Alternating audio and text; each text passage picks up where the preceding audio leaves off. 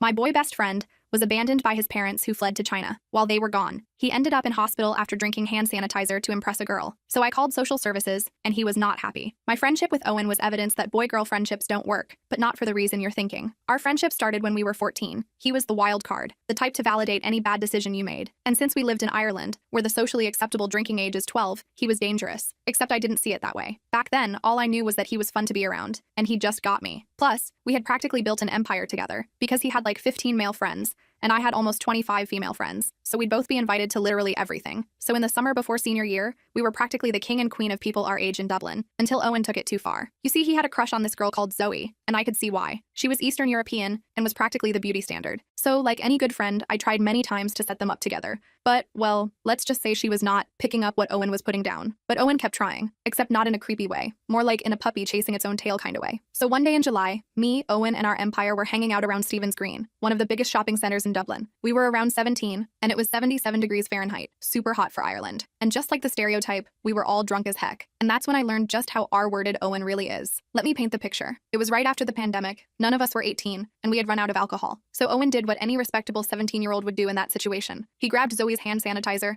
and started pouring it into his mouth. I tried to grab it from him. He won that battle. Our entire empire was laughing and cheering him on, like it was the funniest thing in the world. In that moment, I realized that, to them, we were nothing more than the party holders. Within minutes, his eyes were rolling to the back of his head. He was staggering around and falling into the outside seating area of the nearby restaurants. I tried to pull him to the side and get him to the recovery position, but I wasn't strong enough to do it alone, and no one wanted to help. Until I started shouting at the 6-foot boys with their hands in their pockets. And luckily, we managed to get him to vomit in an alley. My heart was racing while I called the ambulance. But while we waited, he began to regain consciousness. Before I continue, you have to know Owen hates physical contact. Even when our hands accidentally brush against each other, he does a dramatic full-body shiver, and his face contorts into disgust. So when his first words after regaining consciousness were him asking me to spoon him, I almost threw up in my mouth a little. But then I thought about his family that, aside from monthly cash payments, abandoned him in Ireland to start a new life in China when he was just 13. So, mostly out of worry and pity, I did it, especially since his skin was getting significantly colder, and I wanted to make sure he survived. After an hour had passed, me and Owen found ourselves still waiting for the paramedics, and by this point, he was using what little energy he had left to push me off him and beg me for a cigarette. I still remember the 17-year-old look of desperation in his eyes, and if I'm being honest, how annoying he was being is what made me finally give in. When he took the first puff, a smile plastered on his face. He looked like a terminal cancer patient being told they're in remission, but halfway in, he was staggering again. I rubbed my temples together and tried to remind myself that his home life was even worse than mine, that he was just trying to cope, until he threw up again, because mixed in with the bile was red, like a lot of red, and the paramedics made it even worse, because when they arrived, they refused to treat him. "I'm not treating another substance addict," one of the ladies said, laughing. Another one just stood there waving at him, "Sayonara, Asian boy," before driving away. Owen started shivering, and tears were streaming down my face. I couldn't call my parents because I knew they would injure me and kick me out of my house. I started screaming at them that he wasn't an addict, it was just a stupid dare, but they were already walking back to their ambulance. "He needs to sleep it off. Call his parents to pick him up," the older one called over his shoulder. They drove away, leaving me sitting there in shock. Owen had started vomiting again, but this time I noticed something terrifying. There was blood mixed in. Actual blood. I was completely panicking now. I couldn't call my parents. They would absolutely kill me for drinking, and probably kick me out. Owen's parents were literally on another continent. Most of our friends had abandoned us. In desperation, I called the one person I'd promised never to involve in my messes, my cousin Morgan. Morgan was 24 and worked as an EMT in a neighboring district. She'd always been the responsible one in the family, and had lectured me countless times about my partying habits. She was also the only person in my family who knew the full extent of my double life, and had kept my secrets, even while disapproving of my choices. The last time I'd seen her was at a family dinner where she'd pulled me aside and warned me that I was heading down a dangerous path. I'd rolled my eyes and told her to mind her own business. Now here I was,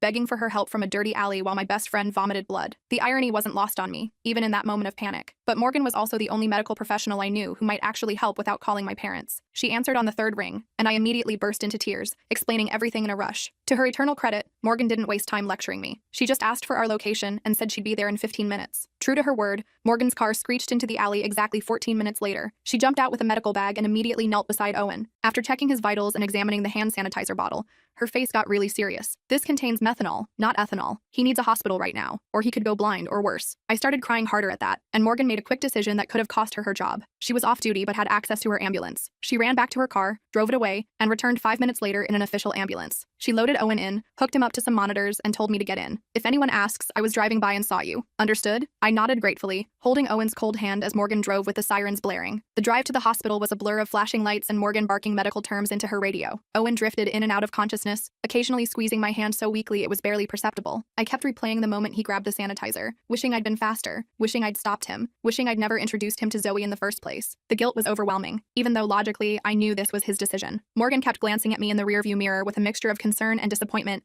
that made me feel about 2 inches tall. At the hospital, things didn't get much better. The intake nurse recognized Owen immediately, which was another bad sign. Kim again? She said with a sigh, looking at his chart. 3rd alcohol poisoning this year. He's taking up a bed someone else needs. Morgan stepped in professionally. This isn't standard alcohol poisoning. He ingested methanol from hand sanitizer. He needs methanol antidote protocol immediately. The nurse still seemed reluctant, so Morgan pulled her aside and had a whispered conversation. I couldn't hear everything, but I caught phrases like parents in China and effectively abandoned and potential organ damage. Whatever she said worked, because they whisked Owen away on a gurney. The next few hours were a blur of paperwork and questions. A doctor told me Owen had severe methanol poisoning, which could have been fatal if we'd waited much longer. They pumped his stomach and started some treatment with ethanol, actual drinking alcohol, which apparently counteracts methanol poisoning somehow. The doctor explained that methanol breaks down into formaldehyde and formic acid in the body, which are incredibly toxic, but ethanol prevents this conversion by keeping the liver busy. It was weirdly ironic that they were actually giving him medical-grade vodka through an IV to save his life. They needed parental consent for the full treatment protocol though, which meant I had to admit that Owen basically lived alone. His parents paid for everything remotely, but weren't physically present in his life. This triggered a whole other set of problems, as the hospital was required to contact social services. I waited in the hallway, while a series of hospital staff and administrators discussed Owen's situation in hushed tones. Occasionally, one of them would emerge to ask me another question about his living situation, each time looking more concerned than the last. I felt like I was betraying him by revealing his secrets, but also knew that continuing to hide the truth could literally kill him. A social worker named DT arrived within an hour and started asking me tons of questions about Owen's living situation. While all this was happening, my phone was blowing up with notifications. Word had spread throughout the empire about what happened, but not in a supportive way. Someone had forwarded me screenshots of a group chat where people were making jokes about Owen drinking hand sanitizer. Zoe was apparently telling everyone he did it to impress her, which made the whole thing seem even more pathetic. JP, who had been Owen's friend since primary school, had started a poll asking whether drinking hand sanitizer or eating Tide Pods was more stupid. These were people who had been at Owen's home less than 48 hours ago, drinking his parents' expensive liquor and using his PlayStation. Now they were treating his medical emergency like the latest meme. Some of them were even using the hashtag #SanitizeSurvivor mockingly in their stories, which made me physically ill. The rage I felt seeing those messages was unlike anything I'd experienced before. When Stacy, the biggest gossip in our group, had the audacity to show up at the hospital to see how he was doing, but really to get more gossip, I completely lost it. I confronted her in the waiting room, screaming about loyalty and friendship until security had to intervene. They almost kicked me out, but Morgan vouched for me, explaining I was just stressed about my friend. Stacy left in tears, but not before telling me that everyone thought I was overreacting, and that Owen would be fine. He always is. Her dismissive attitude made me realize how normalized Owen's self-destructive behavior had become in our social circle. It wasn't just that they abandoned him in a crisis. They genuinely didn't understand that this time was different, that he could have died. The worst part was realizing that I had been part of creating this culture, laughing along at his previous stunts, filming his dangerous behaviors for our entertainment. The line between harmless fun and potentially fatal recklessness had been blurred for so long that no one, including me, recognized when it was finally crossed. 2 days later, Owen was still in the hospital. The social worker, DT, had investigated his living situation and confirmed what I'd said. His parents paid for an apartment and sent money for food and expenses, but they hadn't physically been in Dublin for over 6 months. They communicated with him mainly through brief WeChat messages. DT explained she was building a case for emergency emancipation, which would legally recognize Owen as independent. In the meantime, the hospital had to keep him under observation. When Owen finally regained full consciousness, his first reaction was to try to minimize everything. It wasn't that serious, he insisted, despite the IVs still attached to his arms. Can you help me get out of here? My parents will freak if they get the hospital bill. That's when I finally lost my patience with him. Are you fucking kidding me right now? I exploded. You nearly died from drinking hand sanitizer. The doctor said you could have gone blind or had brain damage. Your friends all abandoned you and are now making fun of you online. And you're worried about a bill your rich parents will barely notice? He went cold at that, shutting down emotionally like he always did when confronted. You didn't need to involve Morgan or tell them about my parents, he said quietly. Now I've got social services on my back. Thanks a lot. We argued for nearly an hour, with me calling him self-destructive and ungrateful, while he accused me of overreacting and ruining his life. It was our first real fight after 4 years of friendship. I left that night feeling like maybe our whole relationship had been built on partying and mutual enabling rather than actual friendship. That feeling only intensified when we discovered the Empire had planned a massive party that weekend and had explicitly uninvited both of us. One of Owen's former best friends, JP, posted in the group chat, "No hand sanitizer drinkers or their babysitters allowed. We want to actually have fun." From Owen's hospital window, we could see the Instagram stories posting in real time from the party, which was happening at JP's house where we'd all hung out countless times. People were posting selfies in the exact spots where Owen and I had taken our own photos just weeks earlier. Someone was wearing Owen's vintage vintage Bulls cap that he'd left there after the last party. It was like we'd been completely erased and replaced, as though our 4 years as the center of this social group had never happened. The complete social exile hit Owen harder than me. I was angry, but he seemed genuinely bewildered that people he'd considered close friends would turn on him so quickly. I would have done anything for those guys, he said quietly, watching the stories update. I let them drink my parents' expensive liquor, crash at my place whenever they needed to. I thought we were brothers. I tried to comfort him, telling him they weren't worth it anyway, but he suddenly lashed out. This is all your fault. If you hadn't made such a huge deal about everything and called fucking social services, we'd still be at that party right now. I left the hospital that night wondering if our friendship was even worth saving. For 3 days after Owen was released, he completely ghosted me. Wouldn't answer calls or texts. I knew he was back in his apartment because the social worker had updated me, but he was clearly avoiding any contact. I tried everything, leaving voicemails, sending memes that usually made him laugh, even standing outside his building once like a complete stalker before losing my nerve and leaving. The silence from him hurt more than I expected, especially after everything we'd been through. I found myself compulsively checking the Empire's social media,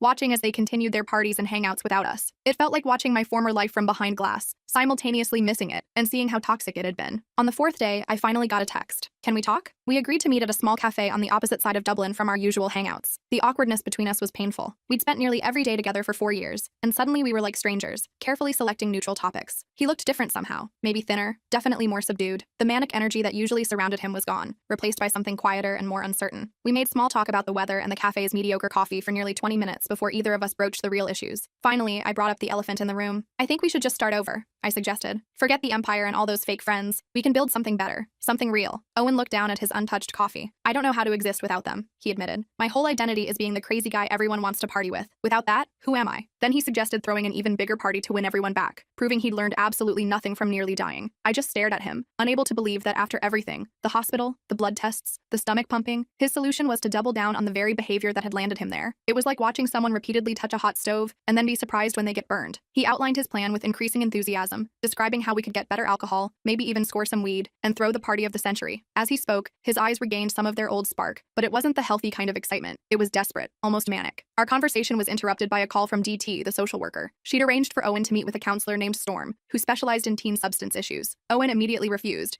but DT made it clear it wasn't optional if he wanted to pursue emancipation. When he hung up, he looked at me miserably. Will you come with me? To the counselor thing? It was the first genuine vulnerable request he'd made, so I agreed. Storm's office was nothing like I expected. Instead of a sterile, clinical environment, it was a converted warehouse space with comfortable chairs and art everywhere. Storm herself was a woman in her 50s with silver hair and tattoos covering both arms. Her first question threw us both. How would you define your friendship? Owen and I looked at each other blankly. We'd never actually thought about it. We party together, Owen finally said. We have the same friends. We look out for each other, I added, though recent events had called that into question. Storm nodded thoughtfully. So your connection is primarily built around social activities and mutual acquaintances. What do you do together when you're not partying or with other people? Again, silence. We genuinely couldn't think of anything. Our entire relationship had been built around the Empire and drinking. Storm didn't judge us, just assigned homework. We had to spend time together doing something completely new that didn't involve alcohol or our usual social circle. After some debate, we decided to volunteer at a community garden near Owen's apartment. Neither of us knew the first thing about plants, but it met Storm's criteria of something new. On our first day, we met Peter, the elderly man who ran the garden. He was in his 80s but moved with the energy of someone decades younger. He showed us how to weed vegetable beds and prune tomato plants. Owen complained constantly about the dirt and the heat, and I nearly gave up on the whole exercise. But then Peter sat us down during a water break and shared his own story. He'd been an alcoholic in the 1970s in Dublin, drinking away his youth until a near-death experience similar to Owen's. I chose plants because they demand patience, he told us. You can't rush a tomato to ripen. You can't force a seed to grow faster by yelling at it. Nature taught me the patience I needed for recovery. Something about Peter's quiet dignity resonated with Owen in a way my lectures never had. We were just getting ready to leave when two familiar faces appeared at the garden gate, Zoe and JP, the very people whose attention Owen had been desperate to recapture. They sauntered in with smirks, JP filming on his phone. Wow, community service already? Zoe called out, laughing. Didn't realize hand sanitizer was that illegal? I tensed, expecting Owen to either try to impress them or retreat in shame. Instead, Peter stepped forward. These young people are volunteers, not serving any sentence except perhaps the one life gives us all, the mandate to grow and improve. They're welcome here. Are you interested in joining them? His simple dignity left them momentarily speechless. JP lowered his phone, suddenly looking uncertain. Nah, we were just passing by, he mumbled. When they left, Owen was quiet for a long time. That was the first time I've ever seen JP back down from anything, he finally said. Peter didn't even raise his voice. Just as we were starting to make progress, Owen got devastating news. His parents were returning to Dublin, but not for the reason he'd hoped. They were coming to sell their property and finalize arrangements to send Owen to a boarding school in China. They'd be in town for exactly 1 week, which gave us precious little time to convince the courts to approve his emancipation petition. We worked frantically with Morgan and DT to gather evidence of his parents' neglect, bank statements showing their minimal contact, school records of missed parent-teacher conferences,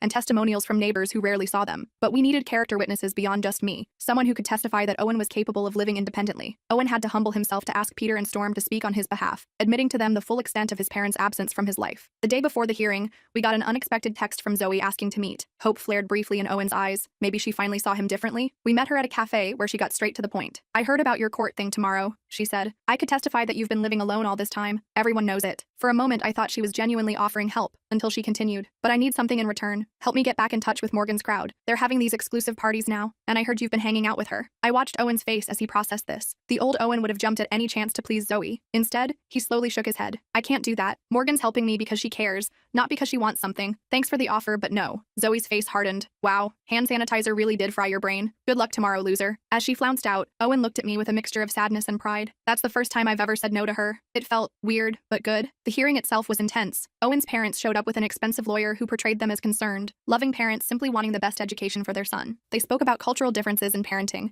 and their desire to give Owen independence while supporting him financially. It was a convincing performance until Owen's barrister cross-examined them. When was the last time you attended a parent-teacher conference at Owen's school? Blank stares. Do you know who his best friend is? They pointed at me but couldn't remember my name. The real breakthrough came when their lawyer accidentally referred to Owen as their obligation, rather than their son during closing arguments. The judge noticed, raising her eyebrows slightly before granting temporary emancipation pending a 6-month review of Owen's progress. Outside the courthouse, Owen was ecstatic. We should celebrate. Let's throw a party at my place. Just us and some actual friends this time. When I hesitated, his face fell. What's wrong? I thought you'd be happy. I am happy for you, I said carefully. But celebrating with alcohol after everything that's happened, it feels like going backward. You sound like Storm, he complained. One drink isn't going to kill me. It's not about one drink. It's about patterns. We fall back into the same habits and you've changed, he interrupted, anger flashing in his eyes. You used to be fun. Now you're just boring. He stormed off, leaving me standing alone outside the courthouse. For the next week, I threw myself into gardening with Peter, ignoring Owen's increasingly frequent texts asking if I wanted to hang out. Peter noticed my distraction and finally asked what was troubling me. I explained the whole situation, our toxic friendship, the Empire's collapse, and my fear that Owen was slipping back into old patterns despite everything. Peter listened without interrupting, then said something I'll never forget. True friendship isn't about making each other comfortable in destructive habits. It's about being honest even when it hurts. That night, I wrote Owen the longest message I'd ever sent him, explaining why our friendship as it existed before couldn't continue. I told him I cared about him too much to watch him self-destruct again. I said I didn't want to be his enabler or his babysitter, but I also didn't want to lose him entirely. I explained that real friendship meant wanting the best for each other, even when it was difficult. After I sent it, I was sure he'd hate me forever. 3 days later, he showed up at the community garden. He was sober, his eyes clear as he asked if he could talk to me privately. I read your message like 50 times, he said when we sat down on a bench away from the others. At first I was pissed, then I was hurt, then I realized you were right. He explained that he'd gone to an extra session with Storm, showing her my message. She said it was the most mature thing she'd seen from either of us. She also explained something I never understood before, why boy-girl friendships like ours don't work. I raised an eyebrow, assuming he meant the usual cliche about romance inevitably developing. Not what you're thinking, he clarified. She said friendships don't work when they're built on enabling and codependency rather than genuine care. That's what we were doing. I validated your need to rebel. You validated my recklessness, and we called it friendship. Over the following months, we actually rebuilt our relationship from scratch. I helped Owen navigate living independently while he started taking classes at a community college. We still hung out, but instead of wild parties, we had movie nights and study sessions with Morgan,